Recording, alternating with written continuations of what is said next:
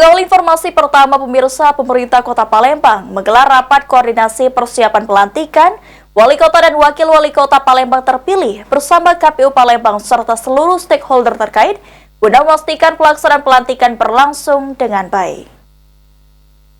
Makanya pada hari ini kita mengingatkan Pemerintah Kota Palembang menggelar rapat koordinasi persiapan pelantikan Wali Kota dan Wakil Wali Kota Palembang terpilih di ruang rapat 2 Sekda Kota Palembang yang dipimpin langsung oleh Sekda Kota Palembang, turut dihadiri Ketua KPU Kota Palembang, Sekwan DPRD Kota Palembang, serta OPD terkait. Disampaikan Sekda Kota Palembang Aprizal Hashim, rapat yang dilakukan sebagai persiapan pelantikan Wali Kota dan Wakil Wali Kota terpilih, sekaligus melakukan koordinasi dengan seluruh stakeholder sehingga pada saat pelantikan nantinya dapat terlaksana dengan baik. Selain itu, Aprizal Hashim meminta seluruh ASN diingatkan untuk tetap menjaga netralitas karena proses pilkada ini belum sepenuhnya selesai sampai pada saat pelantikan nanti. Untuk persiapan artinya mensinkronisasikan seluruh stakeholder yang ada agar pelaksanaan pelantikan Wali Kota dan Wakil Kota terpilih itu dapat terlaksana dengan baik.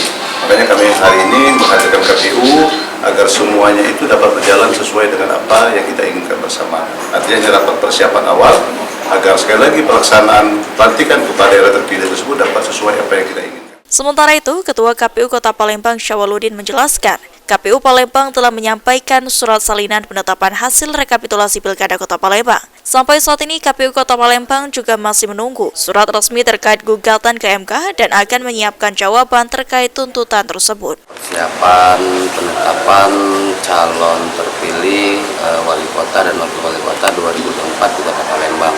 Tadi sudah intinya ada beberapa hal. Yang pertama, kami sudah menyampaikan itu surat salinan keputusan nomor 964 KPU Kota Palembang bahwasanya itu penetapan hasil dari perolehan pemilihan Wali Kota dan Wakil Wali Kota Palembang.